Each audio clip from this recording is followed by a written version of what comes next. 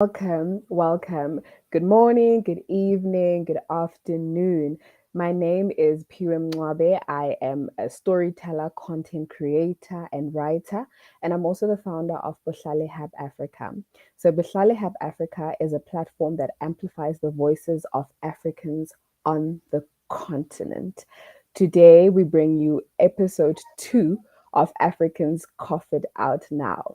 Africans Cough It Out Now is a platform where we connect, we engage, and find solutions on the African continent that seem to be a bother to us by bringing Africans themselves. We are not affiliated to any political organization.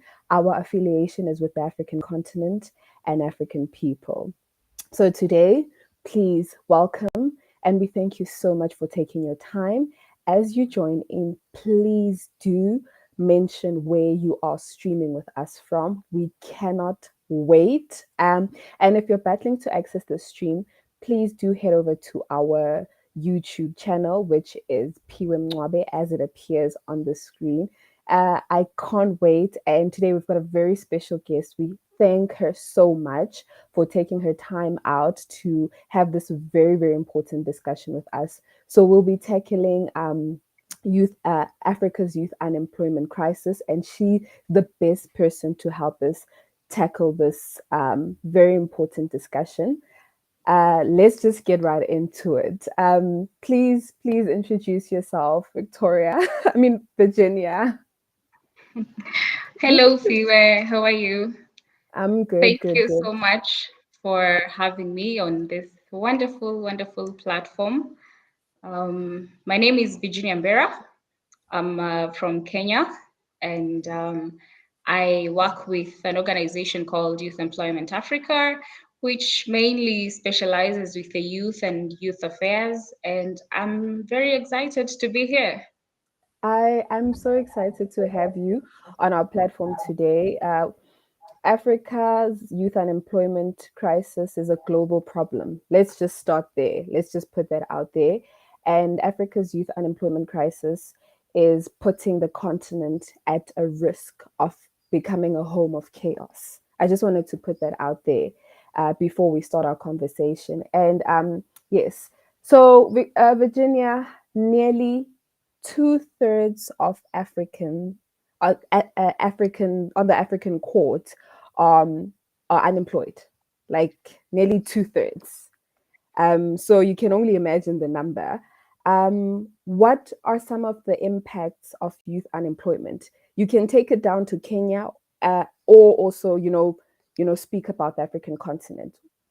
Let's. Okay, well, when you talk about youth unemployment, for the African space, it's a bit different from anywhere else in the world. When I say different, I mean, for example, it's not the same as in the developed countries where it was caused by, decrease in demand as of the time of depression. In Africa, it is more systemic and more structural in that um, it's a situation whereby the state is unable to provide enough opportunities for its current population. And when I mean it's structural, it's in the sense that some of these things are actually inbuilt. And I'll give an example. The importation of goods from outside of our continent has a long time ended up killing our own local industries. And these local industries are the places where we are actually supposed to be creating jobs for our population. And so you find that when we now don't have enough opportunities for our youth, for example, in Kenya currently, unemployment rates for the youth is approximately at about 40%, according to statistics that are dated back to 2019, 2020, 2021. And obviously, this has increased because of the COVID-19 pandemic. And you find now that all these youths have to find a way to survive, and some of the impact now is going into crime and drug abuse. And when I talk about crime, it's not just about that guy waiting for you at the corner, at the dark corner for you to go home, and they bring out a knife and a gun and, bring your phone. Crime now is more sophisticated because now we have people that are educated and they know how the world functions and they know technology. So it's you wake up in the morning and your ATM card has been withdrawn thousands of shillings of money. Mm, Uh, so crime has evolved according to times. And we mm, also now have early marriages and mainly affecting the girl child because they are trying to run away from, a poor situation at home, and you find someone who's telling you, I can give you a better life. And you find these early marriages are not even with people that are empowered themselves. You'll find that this girl will leave school to go and get married to, say, for example, in my country, a border rider, someone who is essentially also surviving on scrubs. And so you find the circle goes on, and poverty just goes on and on. We are not actually making any impact. And then we also have social exclusion. And in the sense that you find now people are so stressed, they don't want anything to do with social activities or, uh, state affairs. And for example, in my country, we are in a year where we're supposed to hold our general elections. Elections, And yes. someone is telling you openly, I am not about to deal with this. Because why? What is the point?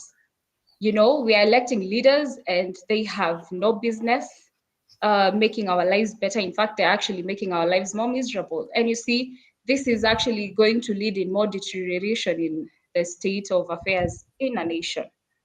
And we also have loss of investors because now investors don't have people to invest in because where are they investing in? There are no opportunities. There are no people to take up these investments to actually develop our industries or our economy, and which is also a failure on part of the government to allow the situation to get as bad as it is. So the effects of unemployment are quite serious, and if we don't try to figure out a way to get around this, it's gonna get worse before it gets better. Oh my goodness. Virginia, you mentioned so many important points.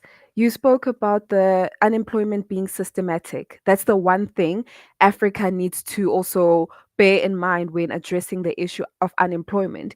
And you also spoke about sophisticated crime, and which is something that's booming on the African continent because just recently I was online and somebody was trying to hack my social one of my social media accounts. And That's because it's a benefit for them. You hack yeah, somebody's social media account and then you go mhm, around asking for money. It's so yeah, sophisticated. You don't have to be somebody walking on the street. Like you said, somebody doesn't have to necessarily wait for you on the corner to rob you of your cell phone. It's your our social media accounts are being hacked, and it's booming. It's a crime that's just prevalent on our continent. And I like that you also emphasize that the hopelessness. People have lost interest in state affairs. And you are, in Kenya, I was reading about it, your general elections are coming up. And you find that people are so, in despair. Do you expect these people to vote, especially young people? So it's a very, unemployment is a very, very complex, it's a very complex issue. And it's very difficult to really find solutions because it's so broad. Like now there's poverty. Now we find people are in poverty. And I like the mhm, fact that you also mentioned the whole girl child, early marriages, because that's the, solution, the temporary solution to breaking free from it. Because you mhm, find that a young person has been unemployed for 5 years and they're almost 25 or almost 30, and the next best thing is to find a man that's yeah, going to relieve you of this poverty that you come from because you battle to look after your family. So mhm. it's It's a lot. really, it's a lot. It's It's a a lot. lot. Yeah. Talking about it right now is actually very overwhelming for me because it's a lot. it's a lot, and it just doesn't get better. Like over the years, it just keeps on getting so Worse. hectic. It gets worse because, you find young people, I always mention this, that some young people are also in very abusive relationships and don't want Yeah. to leave these relationships because they are unemployed, and the, They're the going to. part. Yes, where Mm, they're going to go to, because this person who's supposed to, be a lover or a husband is abusing yeah. them. But because of the situation at home, you don't want to return, you know. and So and and and the partners take advantage because they yes, know you're not going anywhere. You'd yes. rather be here. You drop because there's nowhere else you can go. You don't have a job. Some don't even have formal education. So a lot is happening on the continent, and it's impacting young people, and also the drug abuse, because they want to relieve themselves from this Yeah. trauma of Mm, not having a source of income. mhm. um it's a complex one. Can you please also share what Youth Employment Africa does to try and curb unemployment in Kenya? All right. So, Youth Employment Africa is an organization that was set up to now try and come in and deal with this unemployment issue, because we recognize unemployment is an issue and it's affecting everybody around us, and we can't wait for the government to sit down whenever they're going to decide now it's the time and try and come up with solutions. Again, even when they do come up with solutions, these solutions are not well implemented. So we mainly work to try and assist the youth in several ways. And the first way is by connecting them with existing employment opportunities. And so this one mainly favors people who have had a considerable formal education, and they can actually be able to fit in the workplace. So as opportunities arise, we are in partnership with major companies, and we are now able to take advantage of these opportunities as they come up. And as well, we sit down with these organizations and you tell them, for example, on a community basis, you are making money from this community. And this community comprises of the youth of this community. So you need to give us something in return. Okay, you need to give us opportunities whereby it doesn't have to be unemployment, because some of these companies are at capacity and they are not in a position to be opening up positions every other day. So at least we are able to maneuver and find a way to provide training opportunity, or maybe a contractual basis opportunities for these people, so that you don't have such a huge gap in your portfolio. I finished school 4 years ago, I finished university 4 years, 5 years ago, but my CV is basically empty. I have not had employment, but with these opportunities now, you can actually be able to show you have been doing something. Last year I worked with, say for example, Equity Bank, and I did this and this for about however long, and then I was able to also work. So at least you now have something to show for what you have been doing. And in the same sense, we also try to do trainings, because not only in the employment, okay, not only with the organizations, but also with the local business owners. They may not be large enough to be able to employ 300 people at a go, but they have the capacity to, employ 5 or 3 or 2, which is also impactful in the communities where they're at. At the end of the day, you find all these businesses combined are able to take up, 100 people at a go, which is a step in the right direction. And we also try to look at the industries also that are able to create opportunities. So, for example, agriculture. And we do youth trainings, and we try and now educate them on the opportunities available in agriculture. And we also tend to teach them value addition in agriculture. Instead of, for example, Kenya is an exporter of tea and coffee.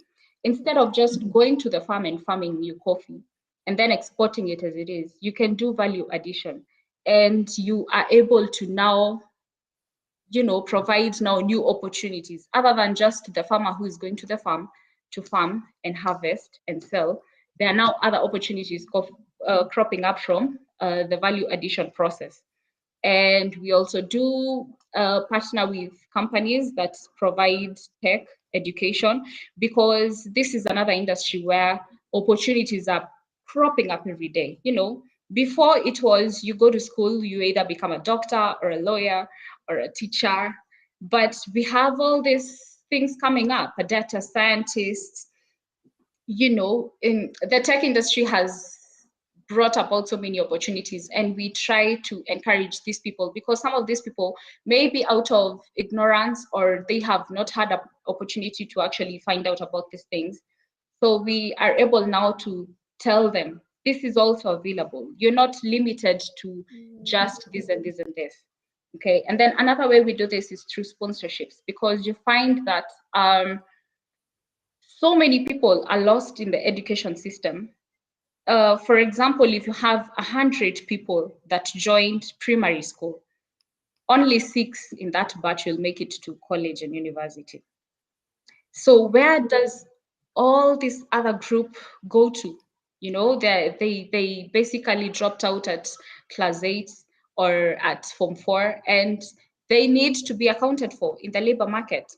So we also try to partner with organizations that have that are pioneering in helping uplift this group of youths, and we sponsor them for vocational and apprentice skills.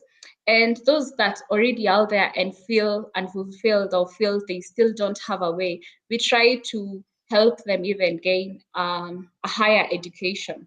And through this, they're able to be relevant to employers in the market. Now you have something to actually say, I am good at this, I have acquired these skills, and I can be able to serve you in your, in your farm or in your, yes. And we are also looking to start upskilling programs, because you find that we have a mismatch in the labor market. Employers are not getting the skill sets that they are looking for, as much as these people have had a formal education to high levels. Our education system has had a backlog where it's not at par to the trends and the market trends that are currently in the world and even in our continent, because some of these industries go hand in hand. Some industry successful in the developed countries, they are also looking for markets here. And Yes. setting up here means they're going to need a labor force from here. And we are trying to work with them to try and find a way to help those who are able to actually upskill to a level that they are able to serve, instead of now them going to ship people from the developed nations to come and serve for positions here. So Wow. basically, we also do mentorship and career guidance to avoid wasted degrees and educations. Someone went to school and they have a degree and it's under the bed and they don't know what to do with it. So we try and, especially for the youth that are clearing high school and are joining colleges and universities, we try and broaden up their minds. We have all this selection and what fits you as a person. You can do this, you can do this, you can do this. And that actually gives them an idea of what is beneficial for them. And if I do this course, where am I going to end up? Where am I going to find employment opportunities, other than just going and doing a course that is actually dormant? Because let's be honest, some of the courses that are being taught today are a bit behind in terms of employment opportunities that are current. Oh wow. Yes. You said a mouthful.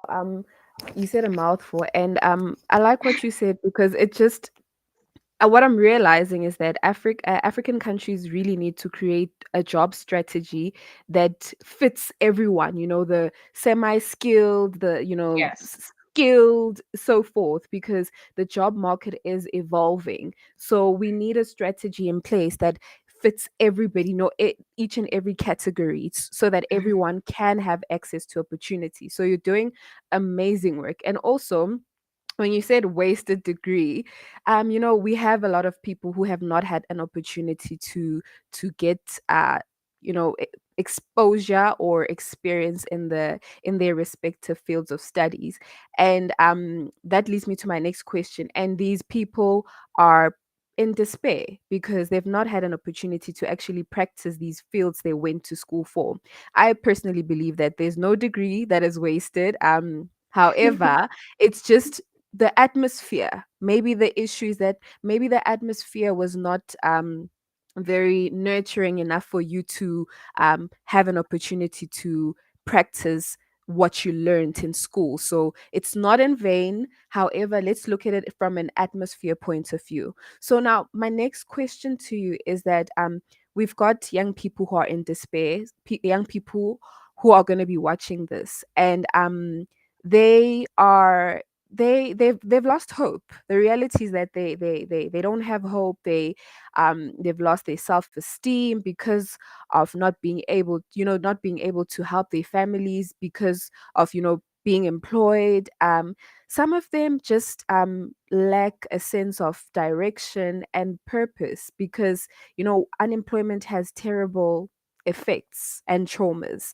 How So my next question to you is that how do we empower young people? Like, how do we empower young as Africans, how do we empower young unemployed people in Africa that are seeking for opportunities right now?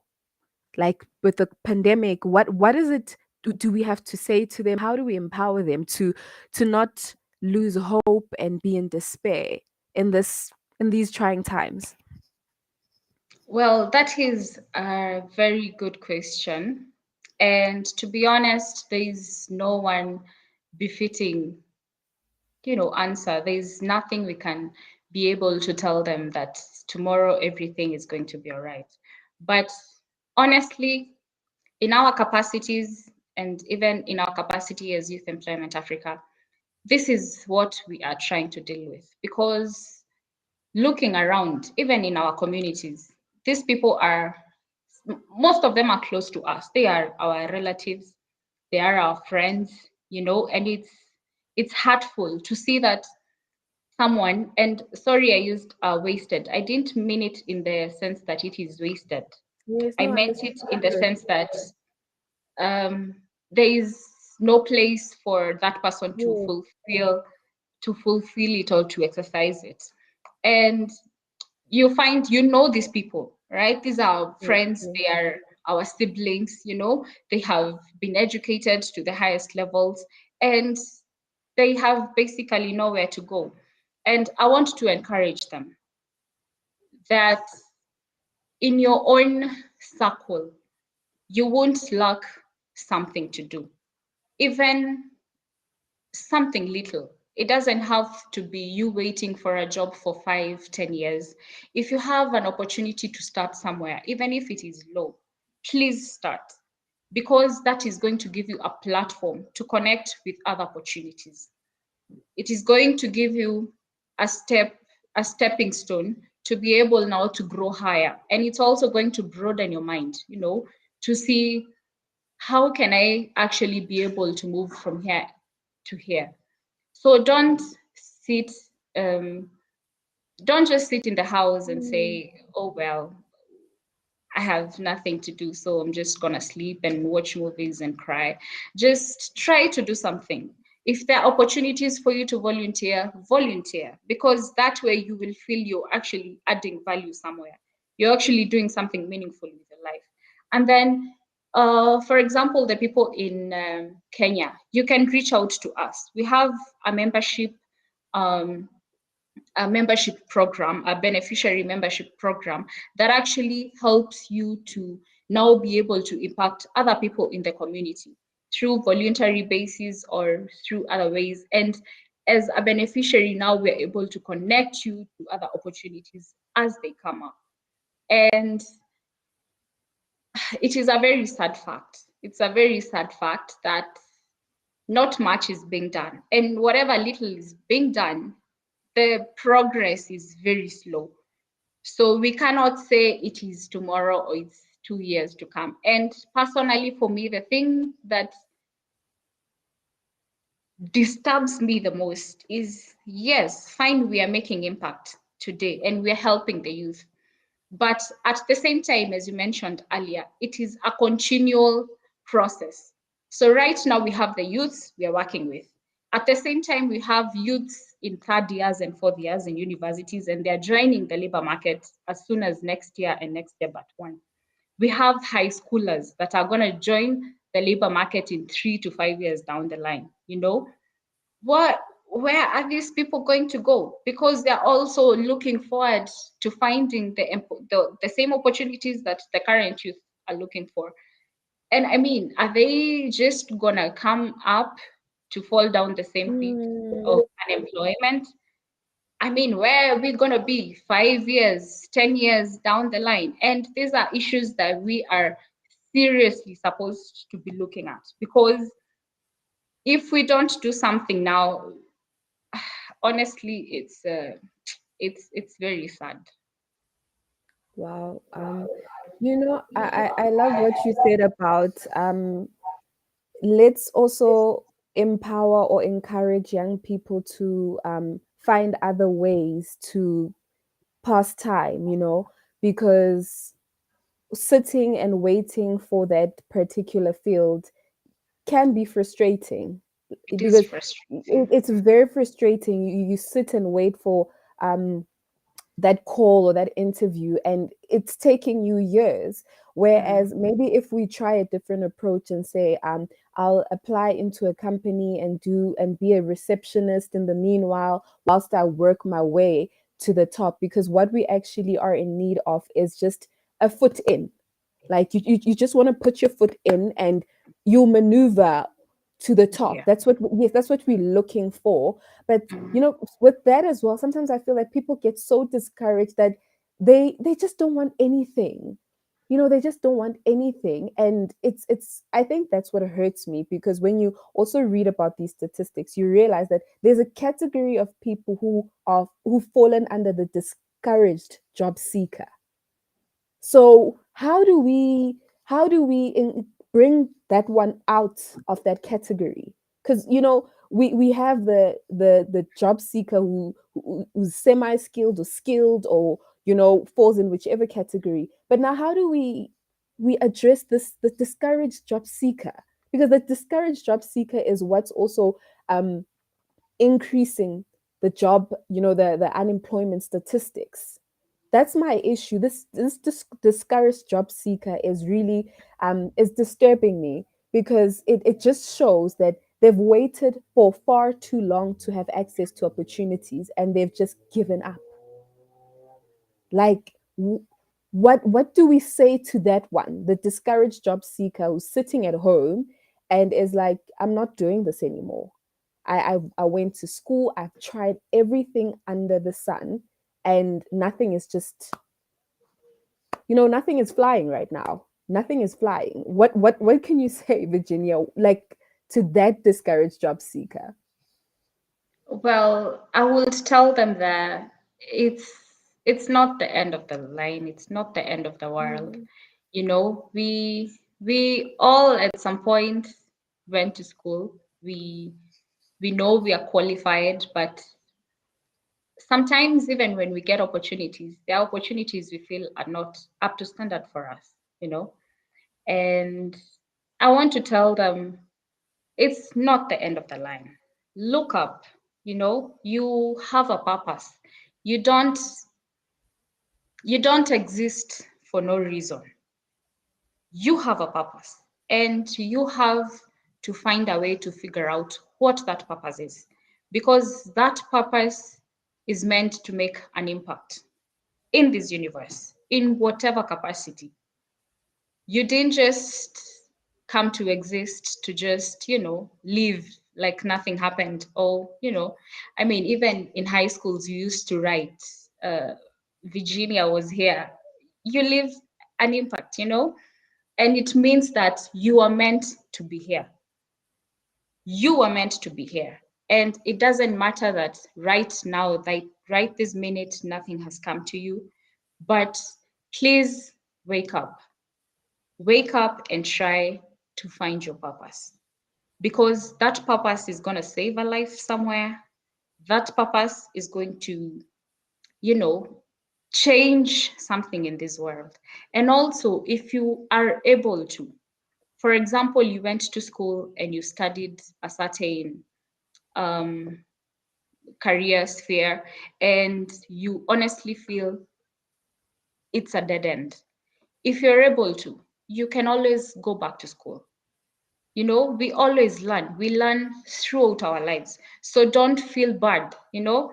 Go back. If you're able to do that diploma in something else, do it and try to maneuver now the marketplace with now both your qualifications.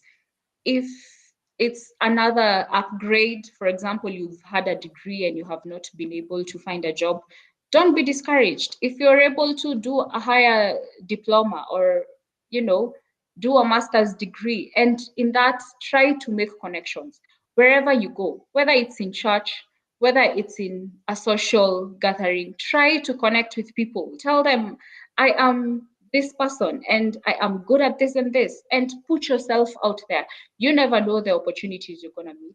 You never know why you meet the people you meet, and the people in your life. Every person you meet is there for a reason. So find your purpose, put yourself out there. If you're able to, get back to school and do something else. I mean, there's no limit to the things we can do.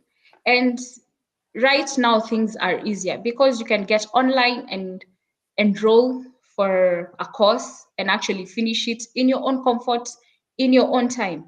All right. If for the people that probably are able to access the internet and all that, if not, you can go, for example, in Kenya, we have the government polytechnics, and the fees is not that high. If you're able to, please go back. Try and look for something else that is befitting the opportunities that are available. Because again, we can't say there are no opportunities completely. There are opportunities. People are getting jobs every day. Where are they getting these jobs from?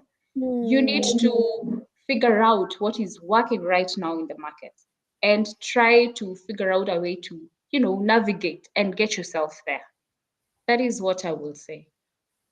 Amazing. I love what you also said about what you call this networking. In your churches, everywhere you go. The way the world is working now is that it's very difficult just to apply and wait for the magic call. Do you know what I mean? Yeah. Uh, This we live in the times where it's who you know or who has the next best available information that can help you. Me knowing Virginia can help somebody else. I know that there's a Virginia in Kenya and she does this and she has access to this information. So I always push the whole concept of networking. Your circle. Look in your look at expanding your circle. Don't just associate with a certain type of people. Like, expand Yeah. your circle. That's how you get access to more opportunities. And like Virginia also emphasized that look at what opportunities are available also in the market, because the world is evolving and we also need to leverage on what is also put out there to us. Because the reality is that the where what we studied might not um we might not have access to it right away. However, let's leverage off on what is out there currently and work our way to what we have studied, because if you're so passionate about it, it will find you as you journey along with It's true. it. So, and take heart, like, take heart. This is my last question to you, Virginia. If you had anything to say to African leaders, what would you want to cough out right now? Oh my goodness. I love this because, and I hope they can hear me, because Let me just put it to them. Hi, African leaders. You are the people that have been trusted with the mandate of building and bringing about a sustainable economy on the African continent. And the youth are hungering and they are waiting, for you to be able to do this for us. We need these opportunities and we need these jobs, all right? We need you to rebuild our industries because you are the people in a position to do so.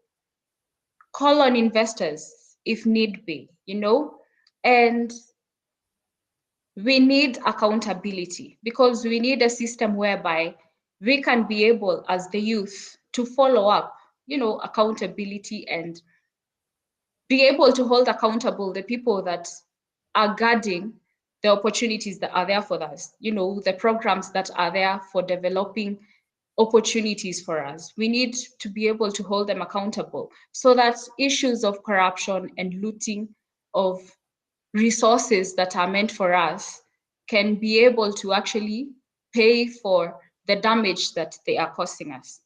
And we love our African leaders. And honestly, we are truthfully looking up to them and we are depending on them because these are the people who have the capability to make or break our Africa. And Africa is a rich place. We have resources. We have the brightest of minds. We have people who are wholehearted, strong willed. And if they were to call upon us, we will go to the ends of the earth to make sure that we build a beautiful Africa. So we want the same commitment for them as our leaders. We want the same commitment from them, and we are looking out to you. we are totally depending on you. Yeah. Thank you so much. Amazing. That was heartfelt. That was heartfelt. I felt that amazing. Thank you so much, Virginia. My closing would be once again, Africa is not a playground. Africa is home. We need more accountable leaders investing in bettering the lives of Africans. We can't we are not accepting any less. We We need can't you to be compromise. We we can't can't compromise. compromise. We can't Yeah. compromise. We love our Africa enough to put it out there to say we need you to be more accountable. This is Mhm. not a playground. You cannot take Africa as if it's where a test a trial and test. We It's can't. true. Yeah. These are the lives of African people, and they need more accountability from you. This Yeah. is their home. This is home. Africa is home. Africa is not a playground. I thank you so much, Virginia, for your time. Thank you so much for your contribution that you've made on Africans Coffee Now episode 2. Thank you so much. Thank you for the work that you're doing. Also, thank you so much. Africa needs more of you. Africans need more of you. And I hope somebody watching can reach out to you and contribute, whether it be Yes. financially, whether it be, human resources, whatever you need. I hope somebody, Ideas. We need so much of those, and yes, yes, I hope somebody honestly, reaches thank out to you. you and contributes to what you're doing because you are addressing an African problem. You're not just addressing something very minimal. You're addressing an African problem. This is something big. Unemployment is a crisis in Africa. It's a global crisis. So we need more people to come on board and assist where they can because it's going to be it's beneficial to so many people, so many Africans on the continent. So I hope Yeah. somebody watching can please be led to assist where they can And I thank you so much for your time and the work that you're doing. Thank you for the contribution that you're making. This is Africans Cough It Out Now, season one, episode two. We'll see you again soon. Thank you so much, Thank you so Virginia. much, Pia, for having me. Asante sana, asante sana. You're most welcome. Thank you so much for having me. It was an honor being here, and you are doing amazing coughing out these issues. We really need these issues out there. We need them hard. We need them acted upon as soon as possible. Thank you. Thank you, asante sana. Thank